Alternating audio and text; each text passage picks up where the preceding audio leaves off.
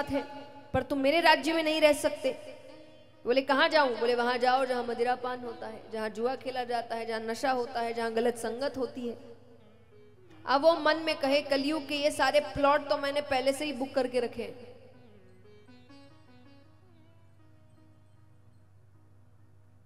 तब उसने कहा कि एक स्थान मुझे मेरे मन मुताबिक दीजिए। बोले कौन सा स्थान? बोले मुझे स्वर्ण में स्थान दीजिए। स्वर्ण यानी सोना। राजा भूल गए, उन्होंने खुद ने सोने का मुकुट पहन कर रखा है। राजा ने कहा ठीक है, वो प्रवेश कर गया। अब यहां राजा भटक जाते हैं जंगल में। भटक गए तो एक कुटिया दिखती है, अब उनको प्यास लग रही है, तो उस कुटिया में एक ऋषि तपस्या कर रहे हैं। अब व्यक्ति तप में है, उसको तो नहीं पता चल रहा कौन आ रहा है, कौन क्या कह रहा है, वो लीन है।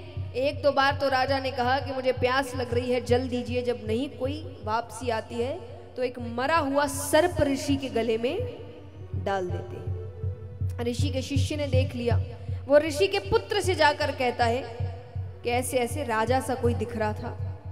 पुत्र ने बिना जाने बिना समझे वहीं खड़े खड़े कह दिया, जिसने ये हरकत की है मैं उसे श्राप देता हूं, अगले 7 दिनों में तक्षक नाग के डसने पर उसकी मृत्यु हो जाएगी। अब वहां पिता तब से उठते हैं। बेटे ने बताया कि मैंने ऐसा ऐसा श्राप दे दिया। पिता ने कहा किसको दिया? बोले वो पता नहीं। वो नेत्र बंद करते हैं तो राजा परीक्षित का चेहरा सामने आता है। राजा परीक्षित ने बहुत अच्छे कर्म किए थे। कहते ना, हर कथा से कथा की सीख तो है, पर हर व्यक्ति अपनी खुद की भी एक सीख निकालता है, क्योंकि सबका जीवन अलग है।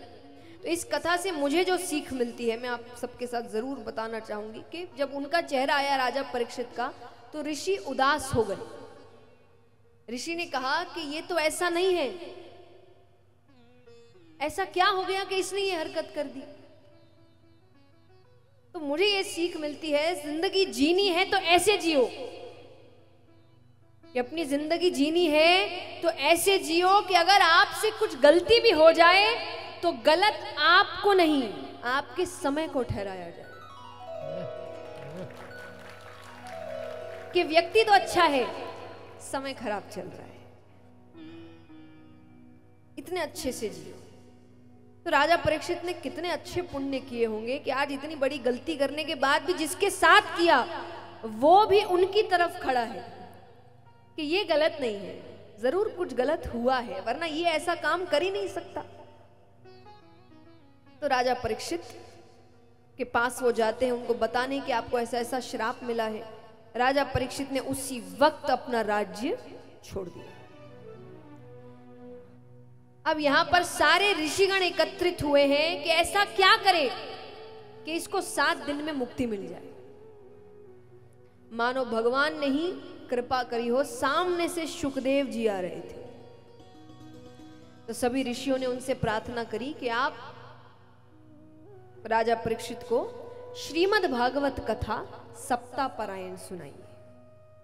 वो मान गए।